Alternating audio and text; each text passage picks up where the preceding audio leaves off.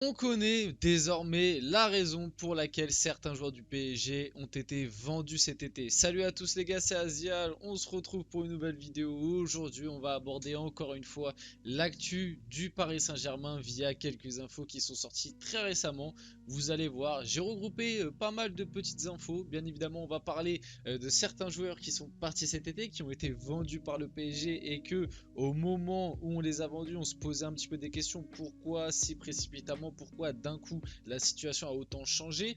On se doutait bien pourquoi. On va parler un petit peu de Verratti, tout ça. Bon, on avait bien des petites idées, hein, au fond de nous, on n'était pas débiles. On savait bien pourquoi ils avaient été mis un petit peu, ils avaient été mis à la porte du club entre guillemets. Ils avaient été invités à partir. On le savait un petit peu, mais maintenant l'information a été sortie un petit peu de manière officielle. Et moi, j'en avais déjà parlé dans mes vidéos précédentes, donc pour ceux qui suivent les vidéos, vous n'allez pas être surpris non plus. Mais voilà, maintenant tu as des petites infos un petit peu voilà, de médias un peu plus officiels, officieux, je ne sais pas, qui ont confirmé ce genre d'infos. Bref, pas mal de choses à voir aujourd'hui. Ce soir aussi, Newcastle PSG. Vite fait, avant qu'on rentre dans le sujet de la vidéo, je voulais dire, je ne sais pas si j'arriverai à sortir le débrief de Newcastle PSG dès ce soir parce que je risque peut-être d'être pris. Donc si jamais vous ne voyez pas le débrief de Newcastle PSG ce soir, je le sortirai demain. J'essaierai de le sortir le plus tôt possible, de préférence dans la matinée ou alors vers le midi. Mais voilà, c'était un petit disclaimer. Désolé de prendre un petit peu de votre temps. Aussi, n'hésitez pas à liker, commenter, partager, la cloche, vous abonner, etc. Ça fait toujours plaisir et ça aide énormément pour le développement de la chaîne. Et je remercie vraiment tous ceux qui le font, ça me fait vraiment plaisir et chaud au cœur. Passons du coup au sujet. On s'en rappelle, il y a quelques temps, il y avait cette information qui était sortie.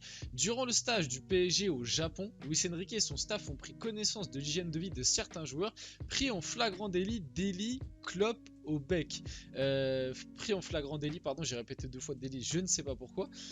Clope au bec, bon. Au moment où cette info-là était sortie, on se doutait bien de quel joueur ça parlait. Ça parlait un petit peu de Marco Verratti. Faut rappeler quand même qu'au moment où cette info-là est sortie d'abord, Marco Verratti était encore joueur du PSG. Il était en vente, mais il n'y avait pas encore l'officialisation même de la part, par exemple, d'un Fabrizio Romano ou quoi, que son départ était bouclé. C'était juste encore au stade de rumeur.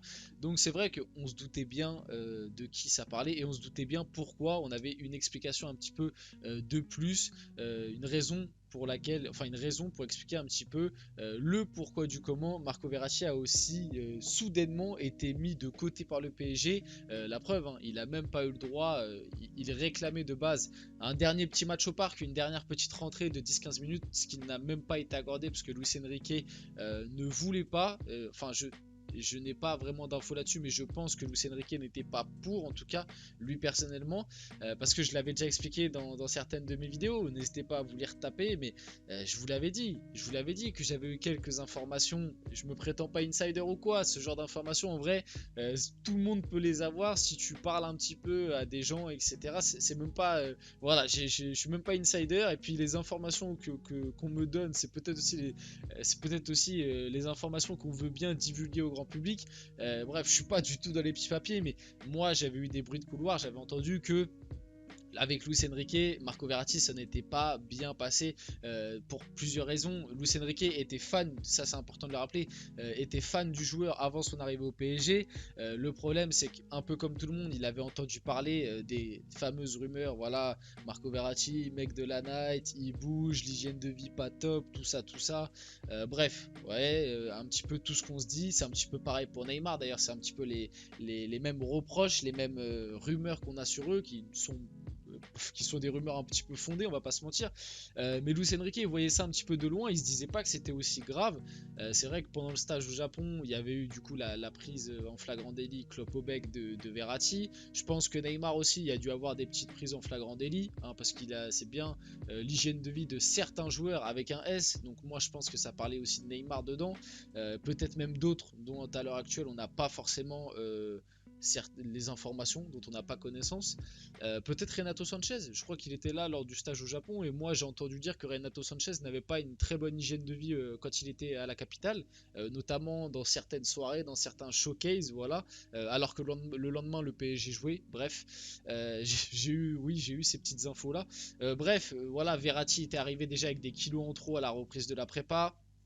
L'hygiène de vie a été constatée assez catastrophique, enfin l'hygiène de vie constatée pardon, par Luis Enrique a été assez catastrophique, ce qui a fait que Luis Enrique a donné son aval pour qu'il parte et a même un petit peu poussé le club pour qu'il parte.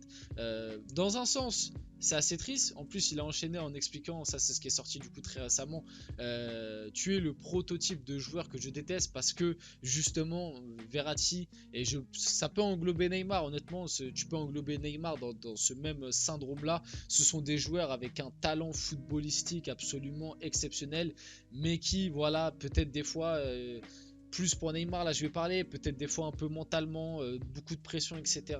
Beaucoup de choses à faire, à devoir faire, à assumer. Voilà, peut-être que ça y joue. Une hygiène de vie qui n'a pas toujours été top aussi.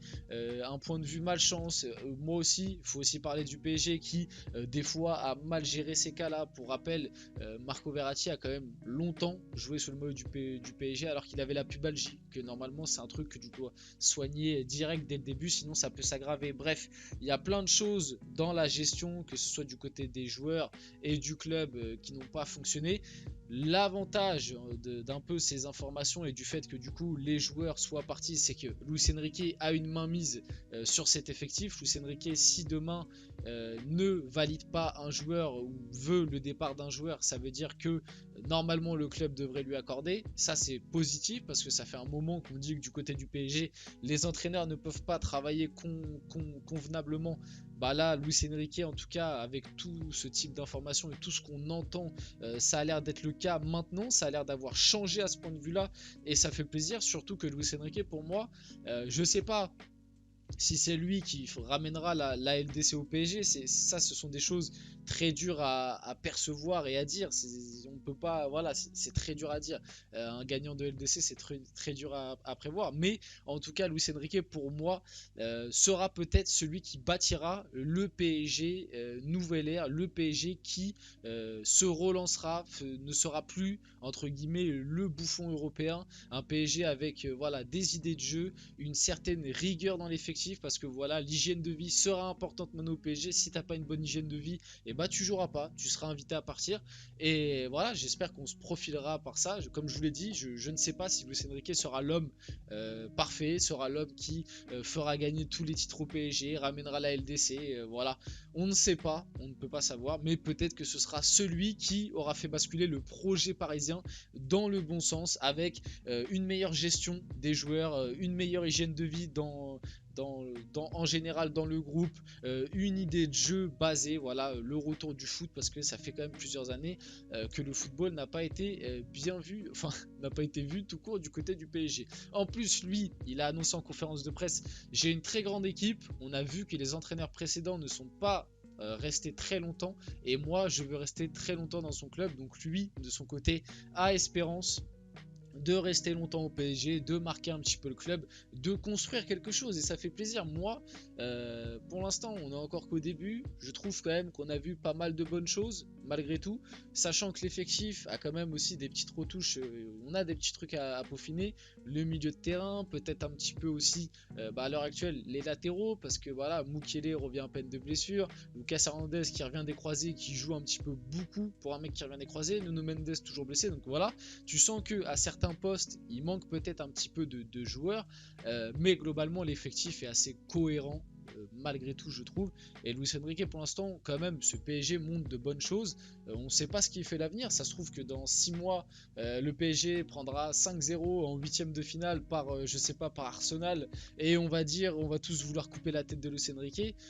Moi, je vois quand même un PSG qui bosse, et ça faisait peut-être 2 ans que j'avais pas vu ça depuis la fin de Tourelle, que j'avais pas vu ça pardon. Et encore sur les derniers mois de Thomas Tuchel, c'était pas tout le temps fameux, honnêtement.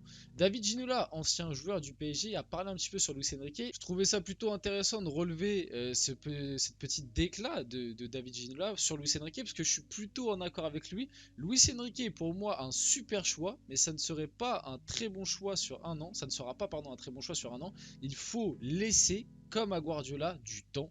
Il faut donner une vraie chance à des gens qui ont une vraie vision. Et sur ça, moi, je suis totalement d'accord avec David Ginola. Et c'est pour ça que juste avant, je vous parlais, ça se trouve, dans 6 mois, on va se prendre, je sais pas, 4-5-0 par une équipe en Ligue des Champions. On va vouloir lui couper directement la tête.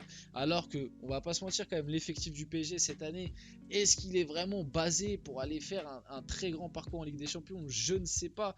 J'en ai quand même quelques doutes. Pour moi, le milieu de terrain du PSG est quand même bien en dessous de plein d'autres milieux de terrain en Ligue des Champions. On peut même parler un petit peu aussi peut-être du numéro 9 à l'heure actuelle entre Gonzalo Ramos, Colomani, on a encore des doutes, etc. Bref, l'effectif a des trucs épofinables, j'ai envie de dire, je sais pas si ça se dit, mais bref. Luis Enrique, en tout cas, moi je vois du travail. C'est un mec qui a énormément de compétences. Voilà, faut pas non plus que se baser sur le Espagne-Maroc, parce que souvent certains me ressortent, oui, mais avec l'Espagne contre le Maroc, la possession. Les gars, on le voit bien quand même depuis qu'il arrive au PSG, ça tente des trucs. On voit en l'espace de 2-3 mois avec le PSG, j'ai vu beaucoup plus de jeux et d'adaptation tactique par rapport à l'adversaire que ce que j'ai vu sur les 2-3 dernières années avec Pochettino, Galtier et la fin de Thomas Tuchel. Laissons du temps au temps. Voilà, pour moi, Luis Enrique, il faut lui laisser du temps. C'est pas parce que cette année, il y aura peut-être une élimination en 8ème ou en quart de LDC que faudra directement lui couper la tête. Moi, je suis content à l'heure actuelle de ce que je vois du PSG, de Luis Enrique, même un petit peu de ce renouveau, à voir ce que ça va donner par la suite. Honnêtement, on verra, mais pour l'instant, laissons un petit peu du temps. Achraf Hakimi en plus ne cesse de le répéter en privé, Luis Enrique lui a redonné un plaisir immense de jouer, même nous, il nous a redonné plaisir à regarder le PSG, et Hakimi vraiment exceptionnel dans ce début de saison. On enchaîne. Le PSG, pour finir la vidéo, n'est pas satisfait du travail de Luis Campos. Le club parisien se cherche un nouveau directeur sportif. Je voulais apporter quelques petites précisions là-dessus. Ça, c'est ce qui était sorti un petit peu en amont du mercato, un petit peu avant la fin. Déjà, je voulais avoir votre avis dans les commentaires pour finir la vidéo. Est-ce que vous êtes satisfait du mercato de cet été de Luis Campos?